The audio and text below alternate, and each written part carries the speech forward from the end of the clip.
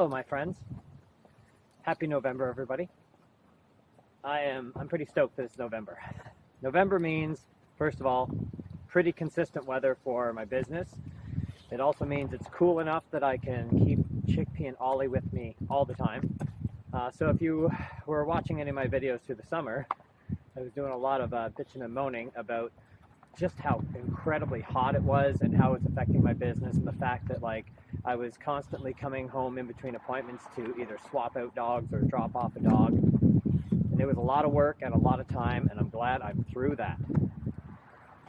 And I'll tell you, I'm not going back through it again. So the plan for next summer, as a private dog trainer, I will still be coming to you, but to a park near you.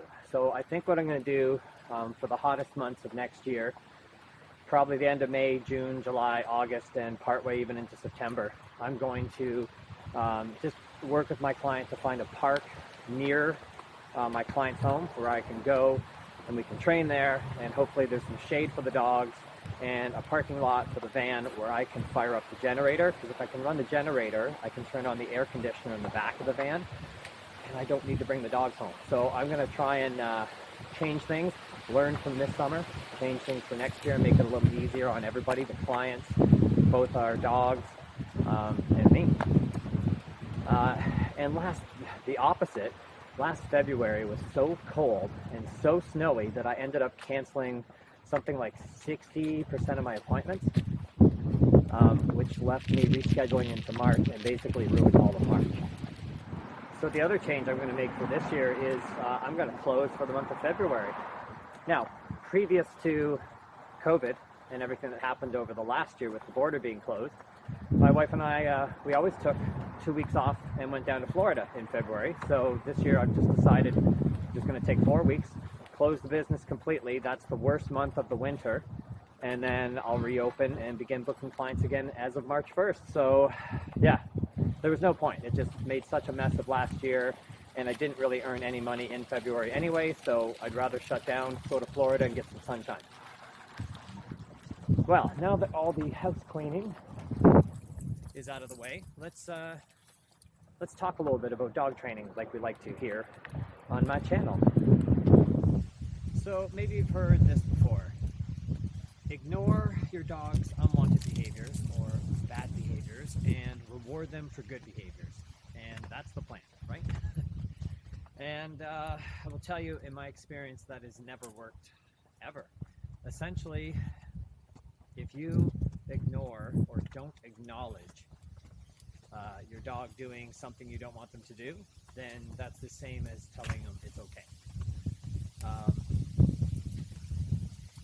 Let me give you this example. Let's say that the police hung out on the side of the highway and the police handed out $5 to everyone that wasn't speeding, okay?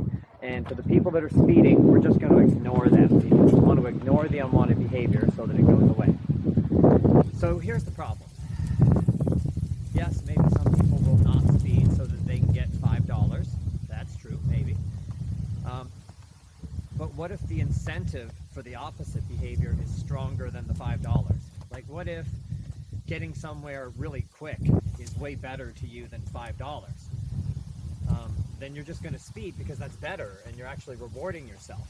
And one of the things that I think people overlook when they give that advice about dog training is that many of the behaviors that our dog is doing are self-fulfilling behaviors, right? Like, they're self-rewarding, intrinsically rewarding behaviors, meaning like digging a hole in your yard is the reward. That's what your dog is enjoying doing. So by ignoring it, that's never going to give him the feedback that he should be doing that. The way that training any living creature on this earth works is that you have to give both positive and negative feedback so that you can, let your dog or a person know that their behavior is not acceptable. And then you need to give, rewards-based behavior or rewards for good behavior, right? Behavior that you do want to increase or become the predominant behavior. And basically through those two types of feedback, negative results for unwanted behavior and positive results for good behavior, you'll steer your dog away from the negative towards the positive. How we do that, like what types of consequences we add, well, that's dependent on every dog.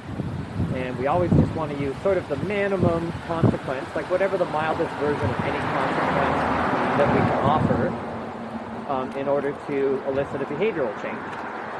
So all kinds of stuff that people do, right? People work with everything from sound deterrence, like a pet corrector, like air horns, stomping your foot, clapping your hands, some sort of sound deterrent, taste deterrence, right? Some sort of awful taste we apply to something, and in turn that's the negative result for chewing on that thing is an awful taste. Spray bottle, leash correction, or a little leash check, like a pop on the leash that's meant to startle the dog. Remote training collars and a very low level sort of pulse from the training collar to sort of break them of that behavior, like break their focus on something. Okay, so there's lots of ways. The best way to determine what works for your dog is to experiment, but I would say, getting the guidance of somebody that knows what they're doing might help you experiment very safely. Right? We never want to do anything that would harm our dog, but we need to be able to give them some sort of feedback that tells them that like a certain behavior is just not acceptable and they need to choose a better behavior. And then rewarding your dog for good choices is what's going to steer them that way in the end. But without ever, like by ignoring a behavior, you're just saying that the behavior's okay. That's exactly what you're telling your dog by just like, yeah, I know what you're doing over there. Who cares? Like you're telling your dog, like, keep doing that. It's fine with me. So you got to step in. Don't ignore an unwanted behavior. It's not going to get you anywhere. You've got to be a bit more upfront with your dog and let them know what behaviors you like and what behaviors you don't like. All right? Well, I'm going to enjoy the rest of this gorgeous November morning before I head to my appointment starting a little later this afternoon. And until the next video, hopefully you get out to spend some time with your dog and enjoy the last little bits of good weather that the fall has to offer. I'll see you in the next video.